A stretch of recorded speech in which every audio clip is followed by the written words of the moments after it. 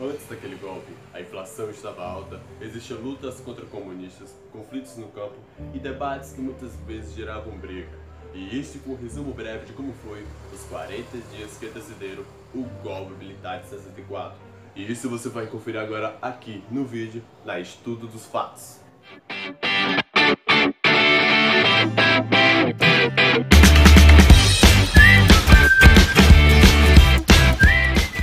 Pessoal, sejam todos muito bem-vindos ao Estudo dos Fatos. Eu sou o Gabriel e hoje vou apresentar a vocês como é que foi os 40 dias que antecederam o golpe militar de 64. Através de fatos e pesquisas observados que elaborei esse conteúdo bastante interessante e que espero que os senhores curtem muito. E isso você vai conferir agora aqui no vídeo. E deixa de falação, simbora pro vídeo. Os golpes daquela época não eram novidades no Brasil. Os discursos eram muito extremistas e Jango não tinha uma autonomia muito segura em sua gestão.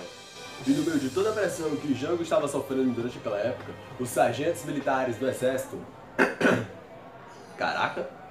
eles meio que estavam reivindicando a Jango para que eles pudessem participar da política brasileira. E Jango não gostou dessas reivindicações e anistiou essas ações. Contudo, João Goulart mudou seu discurso e propôs algumas reformas, inclusive na área militar, que era meio que o João Goulart meio que dava o direito de voto aos sargentos. E os oficiais do exército não gostaram disso e causou mais ainda uma perda de controle na gestão de João Goulart. Depois, Jango decidiu pedir ao Congresso para governar estado de sítio, que quer dizer a suspensão das garantias constitucionais, que ampliava mais ainda o poder do executivo. E isso também causava outra consequência, que era uma desconfiança entre a esquerda e a direita, que no caso ele ampliava mais ainda essa desconfiança, né? Porque naquela época a esquerda e a direita estava... sabe como é, né? Sem apoio da maioria do Congresso, Jango retirou sua ação e foi atrás do apoio popular. Ele aproveitou para esse ato para divulgar as reformas de base. E isso no início de 13 de março de 1964, em um ato chamado de Comício Central. Que vocês agora vão acompanhar agora um trecho do discurso de João Goulart que ele fez no Comício Central. Escutem só. Trabalhadores do campo já poderão então ver concretizada, embora em parte, a sua mais sentida e justa reivindicação, aquela que dará um pedaço de terra própria para ele trabalhar, um pedaço de terra para ele cultivar. Aí então, o trabalhador e a sua família sofrida, irá trabalhar para ele, porque até aqui ele trabalha para os donos da terra que ele aluga, ou para os donos da terra que ele entrega sua produção. Isso piorou mais ainda a situação de João Goulart, pois as reformas de base reuniam diversas reformas em uma só. E também por causa que a classe média e a classe superior não gostava dessas reivindicações tão rápidas e tão violentas para o Brasil. Que no caso era o que eles pensavam, no caso.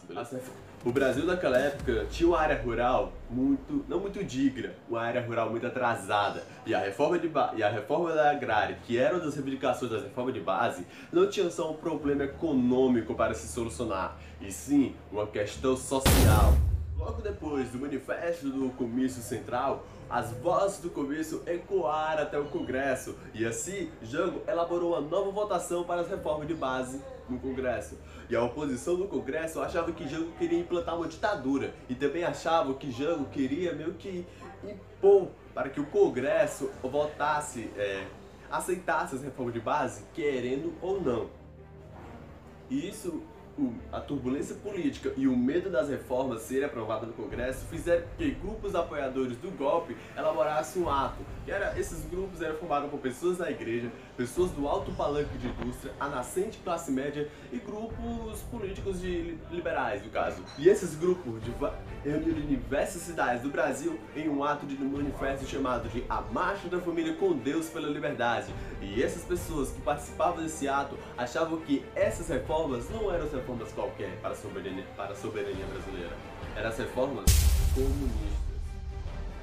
Para vocês terem uma ideia de como aquela tensão, aquele momento político estava tão forte no Brasil, muitas das vezes as escolas suspendiam suas aulas e levavam seus alunos a igrejas para que eles pudessem fazer uma oração à padroeira do Brasil, a Nossa Senhora Aparecida, para que ela livrasse o Brasil desse modo chamado de comunismo.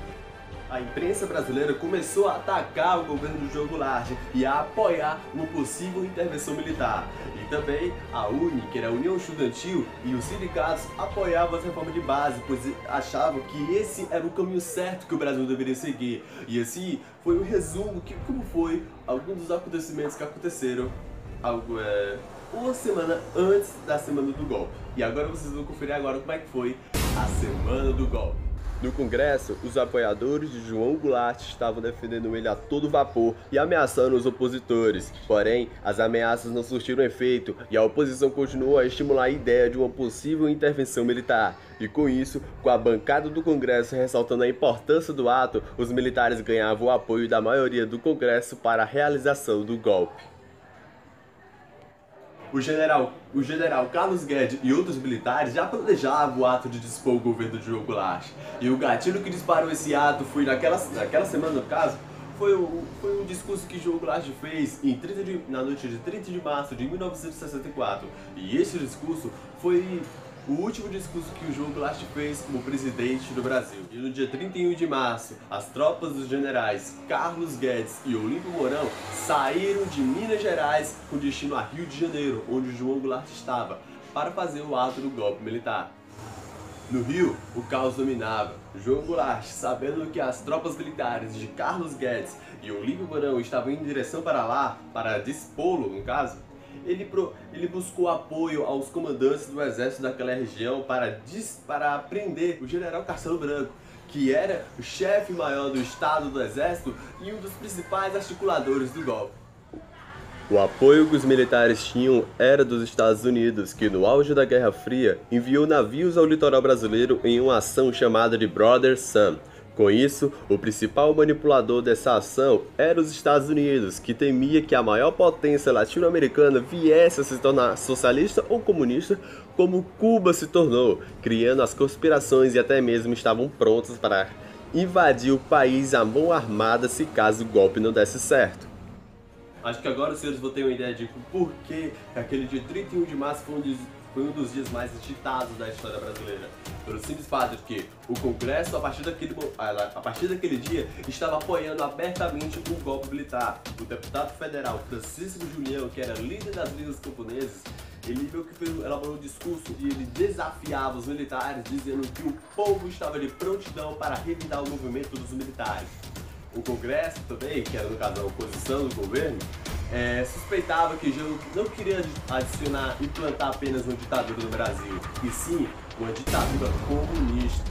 O governo pelo Brasil acreditava ainda na resistência, com apoio dos sindicais e de forças militares fiéis a Jango. Porém, a resistência não surtiu efeito e na noite de 31 de março, Brasília teve seus meios de comunicações cortados. As estradas que davam acesso à cidade foram bloqueadas pelos militares, rádios foram tomadas pelo exército e assim o país afundou em uma longa noite de desastre e terror. O exército aliado de João Goulart dormiu janguista e acordou revolucionário. Sem condições de reagir a tais atos, João Goulart pegou o voo até Brasília para sua casa, no caso, e as tropas militares agora de Carlos e Olímpio estavam mudando de rota, que antes estavam indo para Rio de Janeiro e agora estavam indo para Brasília, seguindo o destino de João Goulart. E os governantes daquela época estavam formando resistência para impedir esse golpe e os civis estavam entrando em milícias para receber armas e defender o governo de João Goulart. O plano dos civis e das milícias era o qual? Era invadir Brasília, enfrentar o exército e ocupar o Senado brasileiro. No Rio de Janeiro, o governador Carlos Lacerda, aquele mesmo da era de Getúlio Vargas, que perturbava ele direto no caso, estava já comemorando o golpe que já estava sendo previsto para aquele dia. E a galera do Rio de Janeiro estava já comemorando e colocaram seus discursos em prática, saíram às ruas manifestando total apoio aos militares e também destruíram a sede da UNE. no final daquele dia, João Goulart pegou o voo de Brasília até Porto Alegre, sendo esse seu último voo como presidente do Brasil, em meio ao caos que o Brasil estava vivendo naquele dia. Às 21h40, em uma sessão de urgência, o senador Moura Andrade, negando as vozes da resistência e a súplica dos governadores, anunciou que João Goulart deixou a presidência do país, concluindo que Jango abandonou o governo e assim abrindo vaga à presidência da República do Brasil. Não podemos permitir que o Brasil fique sem governo abandonado.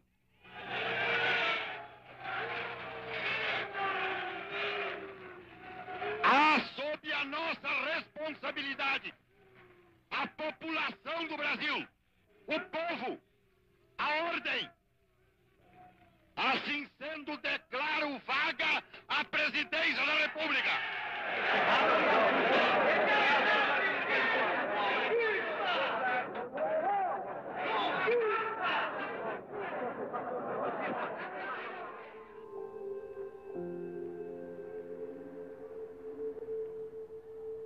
Ao governo uruguaio. Desejo saber, embora tenha absoluta convicção de que jamais o bravo povo uruguaio e o digno governo de um país irmão faltariam aos sentimentos e aos ideais do povo uruguaio e brasileiro. Se o presidente e o digno colegiado da República estão em condições de assegurar-me o asilo que talvez venha a solicitar ao Uruguai, pela grande confiança que sempre depositei na República Oriental do Uruguai e no seu povo. Assinado, João Goulart. Isso, pessoal, foi todo um make-off, entre aspas, que aconteceu nos 40 dias do golpe, antes do golpe militar. E se você gostou, deixa o like, compartilha com seus amigos e amigas e se inscreva no canal para dar aquele apoio, força e moral. Isso, pessoal, espero que vocês tenham gostado do vídeo e é isso, né? Um beijo, meus amores, um forte abraço e tchau!